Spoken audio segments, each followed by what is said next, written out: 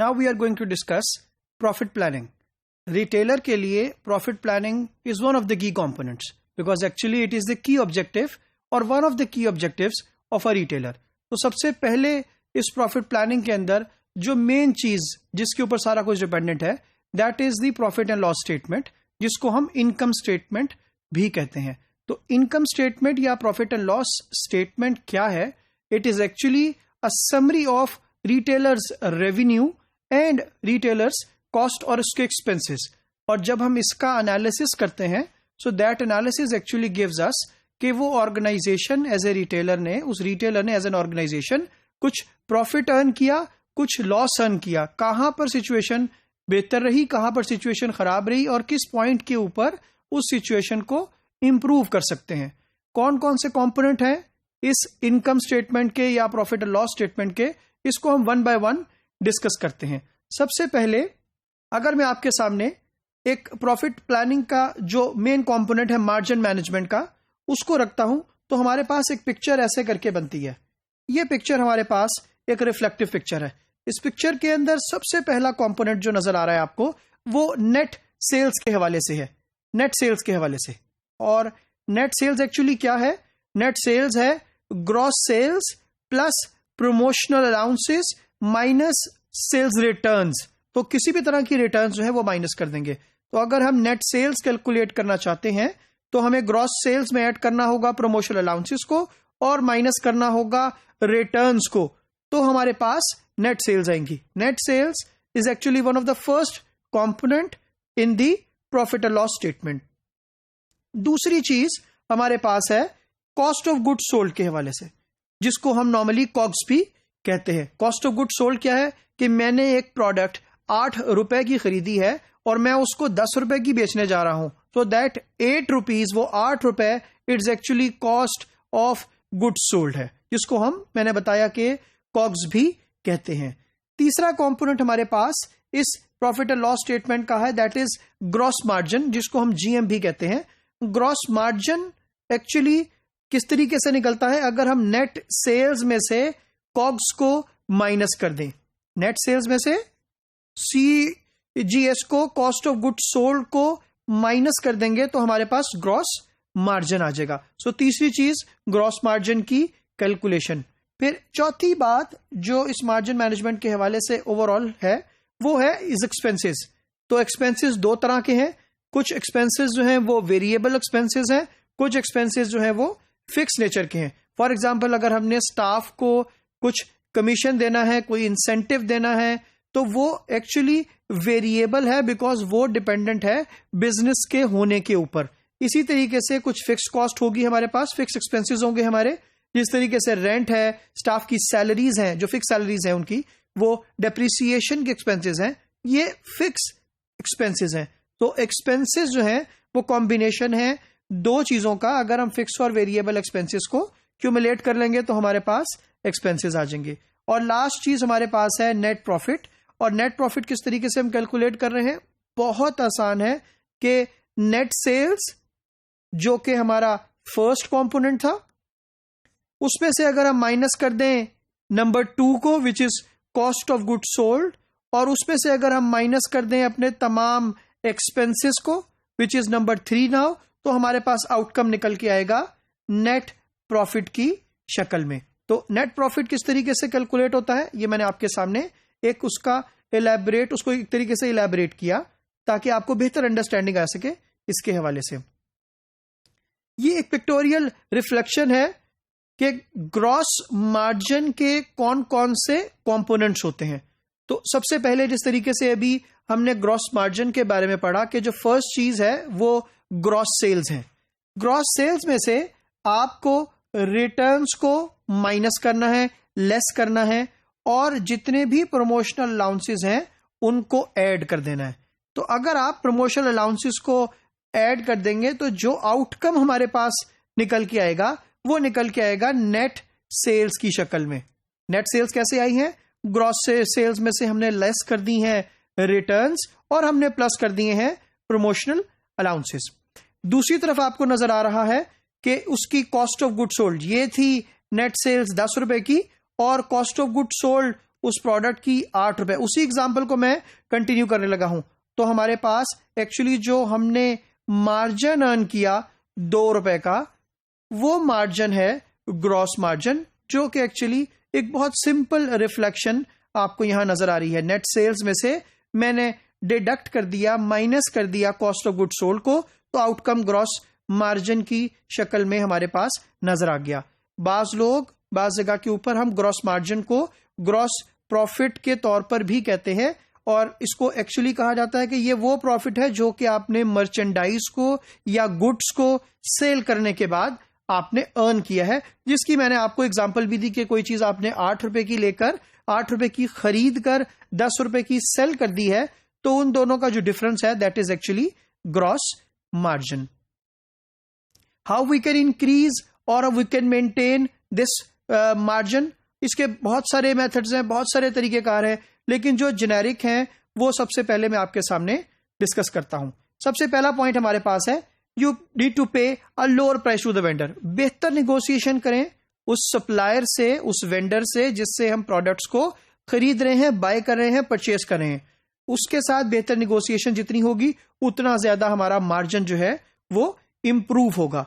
इसी तरीके से charge customer a higher price, ये कोई बहुत बेहतर या रिकमेंडेड तरीकेकार या स्टेप नहीं है अपने मार्जिन को इंक्रीज करने का, क्योंकि आज के दिन में कंपेटिटिव प्राइसिंग का दौर है, कंपटीशन बहुत ज्यादा तेजी से ग्रो कर रहा है, तो उस सूरत में एक ज्यादा हायर प्राइस चार्ज करके you can lose customer loyalty, लेकिन still is one of the method कि आप हायर प्राइस चार्ज करके भी अपने मार्जिन्स को इंक्रीज कर सकते हैं या मेंटेन कर सकते हैं।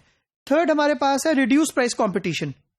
आप इस तरह के प्रोडक्ट ले आए जो कि एक्सक्लूसिव हो, या इस तरह के ब्रांड वेरिएंट से इंट्रोड्यूस करवा दें जो कि शायद आपके अपने हो, which is your own brand. अच्छा, इस सूरत में ये होगा because they will be no direct competition of your product, तो अगेन आपका कंपटीशन से की बदौलत you can earn better margin out of it. और लास्ट हमारे पास जो मेन पॉइंट है that is reduced retail cost. आपकी जो कॉस्ट है, जो ऑपरेटिंग कॉस्ट है, जो फ्लोर के ऊपर कॉस्ट है, उसको हम किस तरीके से रिड्यूस कर सकते हैं, वो करने से भी आपकी जो बेहतर let's say activity based model use कर लें, डायरेक्ट प्रोडक्ट प्रॉफिटेबिलिटी मॉडल के ऊपर चले जाएं, इन दोनों तरीकों से आप you can increase your gross margin और at least you can maintain them for the longer period of time. तो हमारे पास एक ग्रॉस मार्जिन की एक एग्जांपल हमारे पास सामने आ गई। तो ग्रॉस मार्जिन की एग्जांपल के अंदर दो स्टोर्स, दो रिटेलर्स की एग्जांपल मैंने यहां मेंशन की हुई है, एक मैकिज और एक कॉस्को, दोनों टॉप स्टोर्स में से आते हैं, टॉप रिटेलर्स में से आते हैं। इनके ग्रॉस मार्जिन की क्या पिक्चर नजर आती है हमारे सामने। तो सबसे पहली पिक्चर जो हमारे पास है वो ग्रॉस मार्जिन के हवाले से है कि ग्रॉस मार्जिन का फॉर्मुलेशन क्या है। तो ग्रॉस मार्जिन का जो परसेंटेज फॉर्मूला है that is gross margin divided by net sales. ये फॉर्मूला आपके सामने मेंशन्ड है। तो रिटेलर क्या करता है, वो चेक करता है कि मेरी ग्रॉस मार्जिन की परसेंटेज क्या है। सबसे पहला step formula gross margin divided by net sales. तो दो रिटेलर का कंपैरिजन यहां मौजूद है, मैकिस का और कॉस्कोस का। तो नजर आ रहा है कि सेल्स से डिवाइड कर दिया, gross margin divide by sales करके मेरे पास आउटकम नजर आ गया। तो मैकिस का ग्रॉस मार्जिन इज 39.9% और कॉस्को का 12.3% ग्रॉस मार्जिन मेरे पास सामने आ गया। तो बजाहिरन इट लुक्स लाइक कि जो मैकिस है एज ए रिटेलर वो ज्यादा प्रॉफिटेबल होगा in terms of profit gross margin, in terms of overall profitability. लेकिन क्या ऐसा होगा, क्योंकि it is only the first part.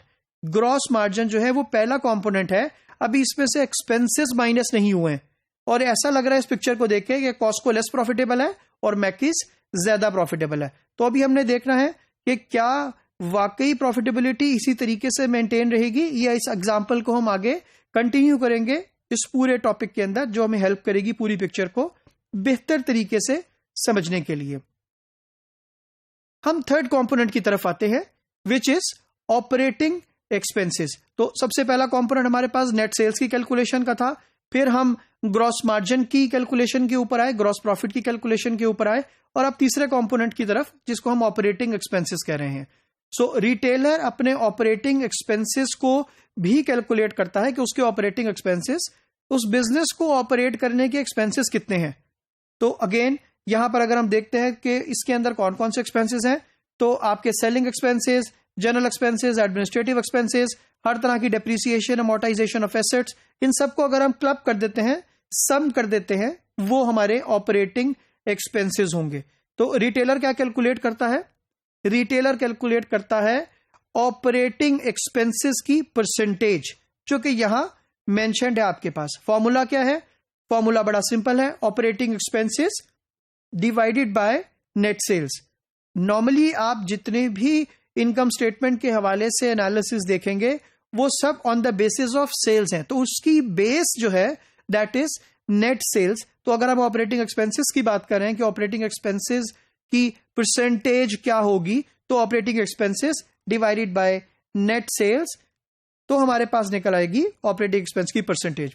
दोनों एग्जांपल्स हमारे पास हैं, उन्हीं दोनों रिटेलर की, मैकिस की भी और कॉस्को की भी। तो मैकिस के जो ऑपरेटिंग एक्सपेंसेस हैं वो 33.1% आ रहे हैं और कॉस्को के 9.6%। Now this is a different picture. अगर आप मार्जिन के हवाले से देखेंगे तो मैकिस मार्जिन, ग्रॉस मार्जिन भी बहुत हाई कमा रहा था, बहुत हाई अर्न कर रहा था, लेकिन ऑन दी अदर साइड उसके operating expenses are also very high. तो अब कुछ पिक्चर क्लियर होती नजर आ रही है कि क्या मैकिस ज्यादा प्रॉफिटेबल होगा या कॉस्को होगा, क्योंकि कॉस्को की operating cost is very much in control अगर आप देखते हैं उसके मार्जिन्स के कंपैरिजन में। तो ऑपरेटिंग एक्सपेंसेस को डिटेल से अगर मैं स्टडी करना चाहता हूं, क्योंकि एक रिटेलर कैलकुलेट करता है, तो हमारे पास ये 3 तरह की टाइप्स नजर आती हैं रिटेलर के ऑपरेटिंग एक्सपेंसेस की। सबसे पहली टाइप हमारे पास है सेलिंग एक्सपेंसेस की, दूसरी टाइप है जनरल एक्सपेंसेस की, और तीसरी टाइप है एडमिनिस्ट्रेटिव एक्सपेंसेस की। जब हम बात करेंगे सेलिंग एक्सपेंसेस के हवाले से, तो जितने भी स्टाफ की सैलरीज प्लस कमीशन प्लस उनके इंसेंटिव्स प्लस बेनिफिट्स, ये सारे जो है वो सेलिंग एक्सपेंसेस के अंदर आएंगे। ये पार्ट आएगा सेलिंग एक्सपेंसेस के अंदर। जनरल एक्सपेंसेस की अगर हम बात करेंगे तो जितनी भी रेंट, यूटिलिटीज, मिसलीनियस एक्सपेंसेस और जितने अदर एक्सपेंसेस आ रहे हैं वो सारे जनरल एक्सपेंसेस के अंदर पार्क हो जाएंगे।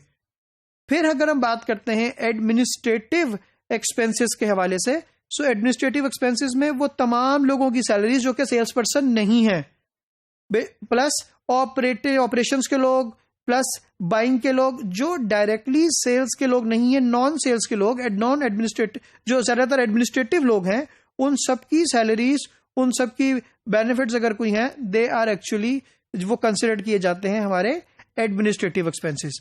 तो जब हम ऑपरेटिंग एक्सपेंसेस की बात करेंगे, इन तीनों तरह के एक्सपेंसेस को इकट्ठा करेंगे, एक्यूमुलेट करेंगे और फिर हम परसेंटेज को कैलकुलेट करेंगे। फौरन हम नेक्स्ट स्टेप के ऊपर आते हैं, क्योंकि अब हमने ऑपरेटिंग एक्सपेंसेस निकाल लिए हैं, अब टाइम है हमारे पास नेट ऑपरेटिंग इनकम को कैलकुलेट करने का। तो प्रॉफिट प्लानिंग के अंदर जो नेक्स्ट हमारे पास एरिया है वो है नेट ऑपरेटिंग मार्जिन। हमने डिस्कस कर ली sales, gross margins, operating expenses, और अब हम आ गए हैं नेट ऑपरेटिंग इनकम के ऊपर। नेट ऑपरेटिंग इनकम को कैलकुलेट करने का बड़ा आसान फार्मूला है और इसी की इलेबरेशन यहां पर की गई है इस पैराग्राफ के अंदर। तो सबसे पहले हमारे पास बहुत सिंपल, ग्रॉस मार्जिन में से आपने माइनस करना है ऑपरेटिंग एक्सपेंसेस को। अगर हम माइनस कर देते हैं और डिवाइड कर दें नेट सेल्स के ऊपर, तो हमारे पास निकल आएगी नेट ऑपरेटिंग इनकम। तो नेट ऑपरेटिंग इनकम परसेंटेज कैसे निकली हमारे पास? ग्रॉस मार्जिन में से हमने ऑपरेटिंग एक्सपेंसेस को डिडक्ट कर दिया है। अब मेरे पास 2 तरह के एग्जांपल्स आ गई हैं, मैकिस की भी और कॉस्को की भी, and you can easily calculate the value. Macy's की ऑपरेटिंग इनकम नजर आ रही है मुझे 6.81% और कॉस्को की 2.70% की नेट ऑपरेटिंग इनकम मुझे नजर आ रही है। तो बड़ा सिंपल फॉर्मूला था, मैंने ग्रॉस मार्जिन में से ऑपरेटिंग एक्सपेंसेस को माइनस किया और डिवाइड कर दिया नेट सेल्स के ऊपर। तो मेरे पास फाइनल पिक्चर निकल के आ गई जो कि नेट प्रॉफिट आफ्टर टैक्स की पिक्चर थी, जिसके अंदर हमने बहुत सिंपल सा काम किया कि हमने net profit after tax, gross margin minus operating expenses minus interest minus taxes, इन सबको माइनस कर दिया, तो मेरे पास नेट प्रॉफिट की पिक्चर निकल के आ गई। तो एक्चुअली अगर आप देखते हैं तो मेरे पास नेट प्रॉफिट की जब मैं परसेंटेज कैलकुलेट करूंगा तो net profit divided by net sales, क्योंकि बेसिस जो है वो सेल्स ही है, तो net profit divided by net sales, मेरे पास परसेंटेज निकल के आ गई है नेट प्रॉफिट की परसेंटेज।